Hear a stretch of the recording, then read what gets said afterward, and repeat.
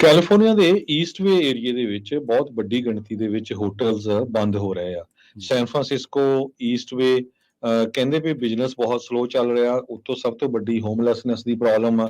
Ashford hospitality trust ਨੇ ਕਹਿਤਾ ਵੀ ਅਸੀਂ 19 ਹੋਟਲ ਨੇਸ਼ਨ ਵਾਈਡ, ਜਿਨ੍ਹਾਂ ਦੇ ਵਿੱਚ 249 ਰੂਮਾਂ ਵਾਲਾ embassy suit hotel walnut creek 'ਚ ਆ, across from pleasant hill bird station. ਉਹ ਕਹਿੰਦੇ ਵੀ $300 ਮਿਲੀਅਨ ਦੇ ਕਰੀਬ ਉਹਨਾਂ ਦਾ ਲੋਨ ਰਹਿੰਦਾ ਆ, ਤੇ ਉਹ ਅਸੀਂ ਸਾਰੇ ਵਾਪਸ ਕਰਨ ਜਾ ਰਹੇ ਆ ਬੈਂਕਾਂ ਨੂੰ। ਸੋ ਉਹ ਬੈਂਕਾਂ ਦੇ ਕੋਲ ਚਲੇ ਜਾਣਗੇ।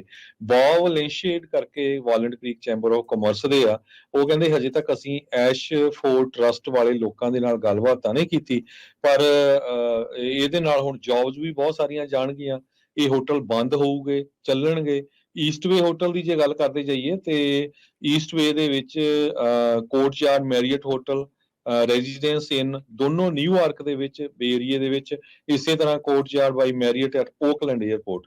ਇਹ ਵੀ ਦੋਨੋਂ ਹੀ ਜਿਹੜੇ ਆ ਉਹਨਾਂ ਨੇ ਕਹਿਤਾ ਵੀ ਅਸੀਂ ਬੈਂਕ ਵਾਲਿਆਂ ਨੂੰ ਚਾਬੀਆਂ ਦੇਣ ਜਾ ਰਹੇ ਆ। ਕੋਵਿਡ ਤੋਂ ਬਾਅਦ ਜੋ ਟਰੈਵਲ ਬਿਜ਼ਨਸ ਆ, ਕਹਿੰਦੇ ਹਜੇ ਵੀ ਅਪ ਨਹੀਂ ਗਿਆ ਹੈਗਾ। ਸੋ ਅਸੀਂ ਪੈਸੇ ਲੂਜ਼ ਕਰ ਰਹੇ ਆ।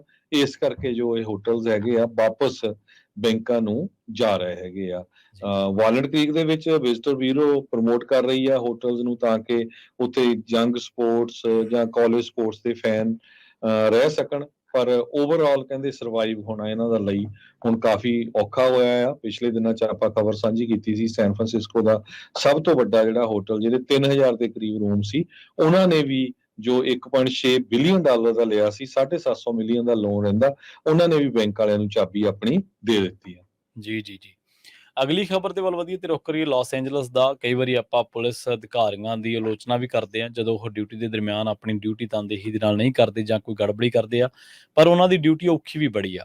ਲਾਸ ਐਂਜਲਸ ਦੇ ਵਿੱਚ 5 ਪੁਲਿਸ ਅਧਿਕਾਰੀ ਉਸ ਵੇਲੇ ਬੇਹੋਸ਼ ਹੋ ਗਏ ਜਦੋਂ ਉਹਨਾਂ ਨੇ ਇੱਕ ਘਰ ਦੇ ਵਿੱਚ ਮੈਥਾਮਫੈਟਾਮਾਈਨ ਦਾ ਜਿਹੜਾ ਜਾਣਕਾਰੀ ਮਿਲਣ ਤੋਂ ਬਾਅਦ ਉਸ ਘਰ ਦੇ ਵਿੱਚ ਤਲਾਸ਼ੀ ਵਾਰੰਟ ਲਿਜਾ ਕੇ ਤੇ ਉੱਥੇ ਸਰਚ ਅਭਿਆਨ ਸ਼ੁਰੂ ਕੀਤਾ ਸੀ।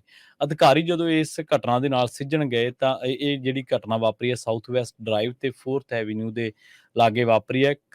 ਘਰ ਦੇ ਵਿੱਚ ਇੱਕ ਘਰੇਲੂ ਗੜਬੜੀ ਦੀ ਜਿਹੜੀ ਘਟਨਾ ਸੀ ਉਹਦੇ ਨਾਲ ਸਿੱਝਣ ਦੇ ਲਈ ਅਧਿਕਾਰੀ ਗਏ ਸਨ, ਤਾਂ ਇੱਕ ਨੂੰ ਨਸ਼ਾ ਜਿਹੜਾ ਉੱਥੋਂ ਬਰਾਮਦ ਹੋਇਆ।